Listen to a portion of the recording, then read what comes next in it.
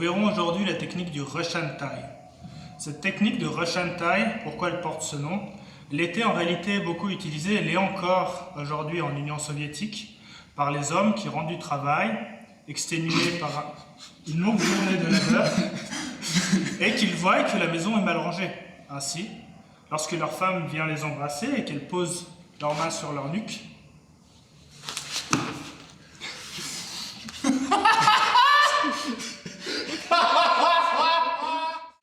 des fois, le problème en lutte, c'est au début, les gens sont un peu craintifs et ont de la peine à prendre de bonnes saisies. Et donc, ça va être difficile de prendre un rush and tie dans ces conditions. Souvent, au début d'un combat, il vient, dès que je commence à bouger, il retire son bras par peur. Une astuce psychologique qui peut l'inciter à plus maintenir ses grippes et donc exposer son bras, c'est d'abord de le garder à distance. Donc quand on commence à lutter, moi je suis ici, lui s'approche, et moi je viens avec mes pouces dans ses aisselles. Lui va essayer de s'approcher, j'arrive à le maintenir. C'est-à-dire pousser sa tête, pousser ses épaules. Tant que je fais ça, lui ça va le frustrer, il va essayer de vraiment venir essayer d'attaquer et prendre des bons grippes qu'il ne va plus lâcher parce qu'une fois qu'il a un grip, il sait que ça risque de redevenir compliqué pour sortir.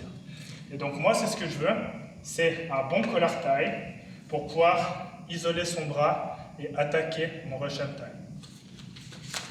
La mécanique du rush and tie, qui doit vraiment être comprise au départ, c'est que moi je vais casser le grip de son bras. Je ne vais pas le casser avec ma force, avec mes bras, mais c'est vraiment mon mouvement d'épaule qui vient s'enrouler à l'intérieur de son bras, et en me tournant, je viens faire lâcher ce grip. Donc je viens avec mon épaule, tourner mes épaules comme si je voulais regarder dans mon dos, et lui faire lâcher le grip. Classiquement, en lutte, on va utiliser cette deuxième main pour le récupérer au vol. Essayer de le récupérer ainsi et avoir un rush and tie. Ça, on va dire, c'est une première variante qui est assez difficile à garder, puisque je ne suis pas très profond pour l'instant sur son bras. Donc lui va essayer de le tirer dehors, et il y a des chances qu'il réussisse.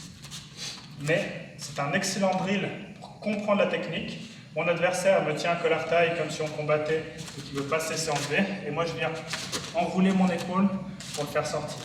C'est vraiment ça la mécanique. Et commencer à prendre l'habitude de récupérer ce poignet et de shooter notre bras comme un underhook, mais puis derrière, pour tenir son épaule. C'est une première variante qui est relativement éloignée. Et si mon adversaire est un peu stressé quand il sent qu'il perd le grip, il va tirer dehors son bras. Et donc, j'ai quand même pas mal de chances de le perdre. Maintenant, je vous présente une variante qui vous permet d'avoir un rush and tie qui sera plus profond. Idéalement, quand je viens lui casser son bras, c'est pas d'être sur son poignet, mais d'être plus loin, de vraiment prendre cette épaule. Ce qui fait que maintenant, pour lui, ça devient un peu plus difficile de venir sortir et de s'échapper. J'aurai un grip beaucoup plus longtemps. Pour ce faire, au lieu de venir récupérer son poignet en vol, je vais récupérer le creux de son coude. C'est-à-dire que mon bras intérieur va venir se poser. Je ne suis pas en train vraiment de saisir ici le creux du coude. Je viens vraiment avec ma main la poser le plus loin possible. Et je fais la même mécanique avec mon épaule. Et maintenant, je viens utiliser ce bras pour tirer son bras le plus loin possible et avoir une bonne pression sur son épaule. Là, je suis haut. Là, je peux avoir un mouvement mécanique. Mon épaule qui presse son épaule et mon coude qui tire son bras vers le haut. Ce qui fait que c'est relativement difficile pour lui maintenant de sortir de cette position. C'est un bon moyen pour des adversaires qui stressent un peu et qui essayent de retirer leur bras, de quand même l'avoir et de récupérer ici un bon rush and tie. Une technique supplémentaire qui peut aider, qui vient du valet to do, qui n'est pas forcément recommandée tout le temps, puisqu'il faut que le rythme du combat soit un petit peu plus lent, c'est de venir en over tie. Il a pris ici ma nuque, je viens prendre sa nuque par-dessus, c'est-à-dire que je l'empêche de fuir.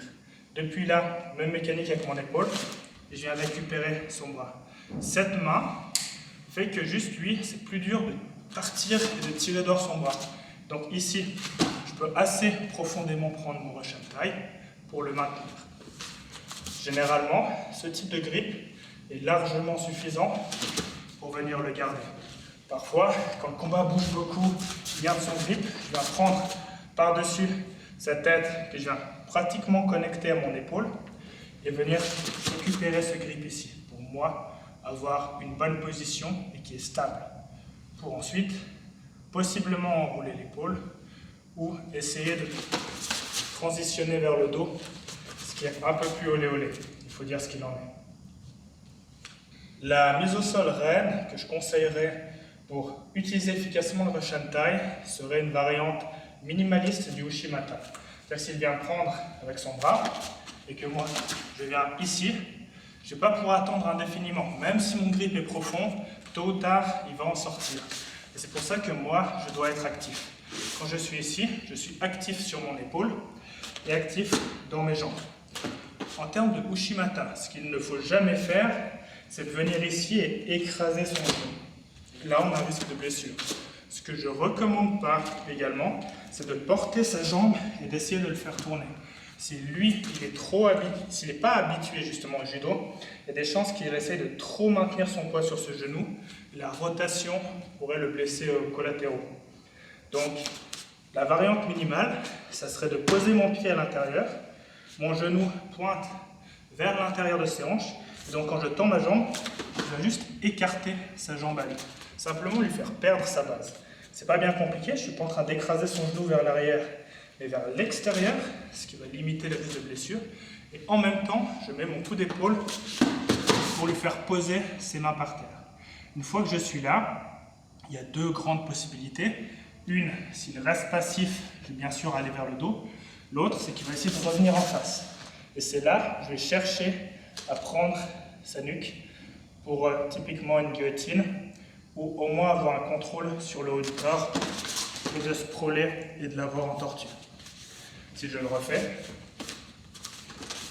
il a son collar taille et je viens ici. Je ne perds pas de temps, je suis actif sur mes épaules et je viens lui faire poser sa main par terre. Une fois qu'il a ça, la plupart du temps, il va essayer de se remettre en face et donc il va falloir que je mette mon bras au-dessus de sa tête. Si je glisse, c'est pas grave, je reste en body lock et je le maintiens en tortue pour ensuite faire des transitions. Maintenant, je vous montre un outil qui est indispensable en complément au Uchimata. Donc si je prends mon camarade Raphaël ici présent, je viens récupérer son bras en collar taille, Russian Thai, et là, il est relativement droit. C'est-à-dire qu'idéalement, je veux qu'il soit penché en avant pour rentrer mon Uchimata, mais il se peut qu'il soit suffisamment droit, c'est une manière de défendre. Là, il pourrait essayer de se remettre face à moi et commencer à sortir son bras. Donc, il faut que j'ai un outil supplémentaire. C'est-à-dire ici, si mon entrée n'est pas suffisamment propre pour que je le penche, lui il se redresse. Ici, il n'y a plus de Uchimata possible. Ok? Et donc moi, ce que je dois faire, c'est venir en foot sweep. Pour un foot sweep, il faut que je vienne depuis l'extérieur du pied, le pousser en direction de ses orteils et pousser le haut de son corps en arrière grâce à mon bras qui gère le mouvement de son épaule. Pour vraiment venir le terminer ainsi. Une chose importante pour un foot sweep, c'est vraiment de sweep avec la plante du pied. Je ne viens pas mettre mon meilleur coup de boxe taille du monde dans sa jambe.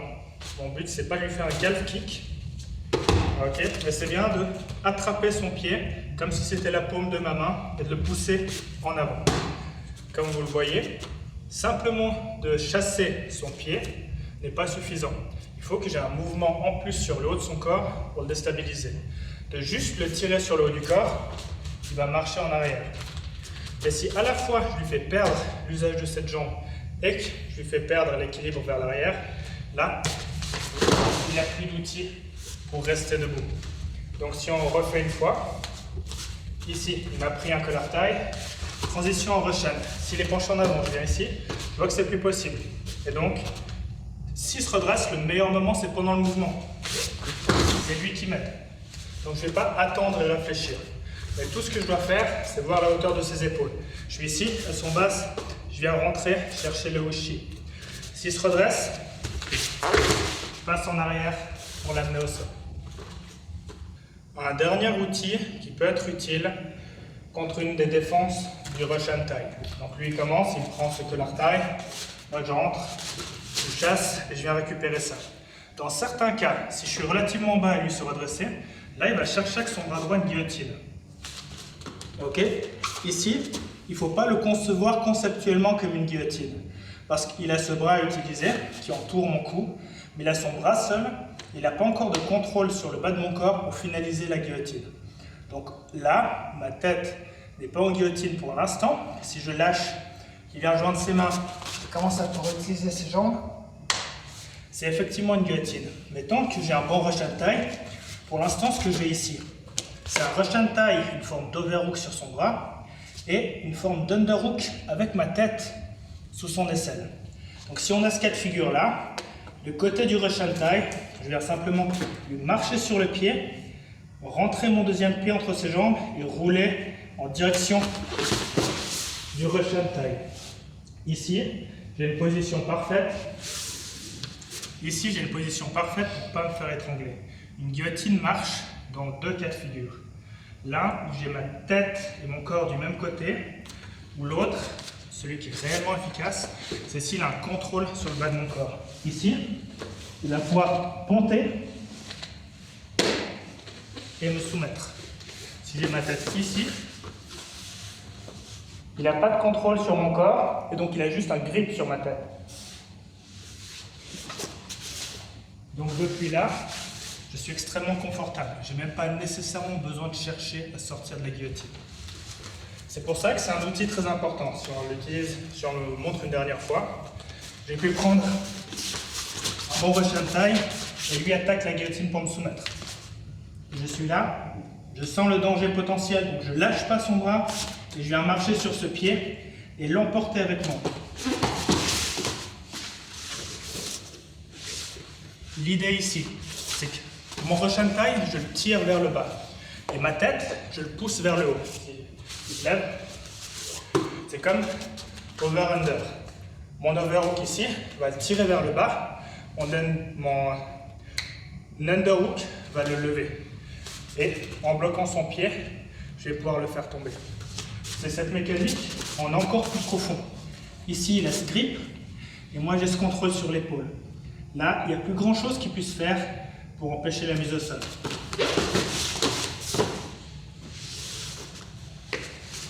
Outil donc vraiment indispensable pour réussir à utiliser un Russian tie sur quelqu'un qui va espérer quand même nous finir malgré la position. Ce que l'on a vu ici se passe dans un monde idéal. Comme le communisme. Dans la réalité, il y a des petites différences qu'il faut prendre en compte. Le monde idéal, c'est le monde où j'ai pris un bon Russian tie. Il est profond, il est solide. Mon adversaire, il est mou, il est faible. Et moi, je vais pouvoir m'amuser à faire toutes mes techniques. Dans la réalité... Comme Staline. Dans la réalité, lui, il risque souvent d'essayer de faire un mouvement d'épaule pour tirer dehors ce Russian tie. Ok ? Si vous regardez bien le mouvement d'épaule qu'il fait, cette épaule recule et cette épaule avance. Et moi donc, ce que je veux faire, c'est si je perds ce bras, il ne faut pas que je perde le contrôle du corps de mon adversaire. C'est-à-dire, à la seconde où je sens que son bras sort, c'est mon bras qui est vers son poignet, le bras qui est loin, qui va agir. C'est-à-dire que ce mouvement qui le tire en arrière va me tirer moi en avant, et donc me donner l'entrée pour mon bras. Idéalement ici, j'aimerais pouvoir prendre un bon body lock relativement bas et avancer. Dans la réalité, si ce débat, je n'arrive pas à l'avoir, il faut que j'ai au moins un contrôle sur son bras pour ne pas perdre la totalité de l'échange. Le plus courant quand on rate le collar tie et qu'on essaye d'être actif, même si on ne le fait pas très bien, c'est au moins d'avoir placé un bras en underhook. Ici. L'idéal, c'est vraiment de se laisser emporter avec son bras, de lâcher celui-là pour venir récupérer ici un bon contrôle, un bon body lock. Le body lock fonctionne à condition que je garde un bon contrôle sur le bas de son corps, j'avance pour réussir à prendre une montée. La chose intéressante avec le body lock, c'est que je ne vais pas essayer de me tirer le plus proche de moi à la force de mes bras, mais je vais maintenir mes bras et marcher. Et donc c'est en avançant que je vais réduire cet espace. Si je suis ici, j'ai ce grip, et en marchant, je vais pouvoir le faire tomber. Le body lock est fort, mais vous n'êtes pas en train de mettre toute votre force. Vous maintenez une position stable et vous avancez. Donc une dernière fois depuis le rush-hand, je suis ici, et le tire en arrière. Et donc moi, je vais essayer de récupérer ici mon contrôle. Là, dans le meilleur des cas, j'ai le body lock. Si ça continue en scramble, au moins avoir une bonne position avec un bon underhook pour continuer mes échanges en lutte. Abonnez-vous. C'est ce que je vais faire.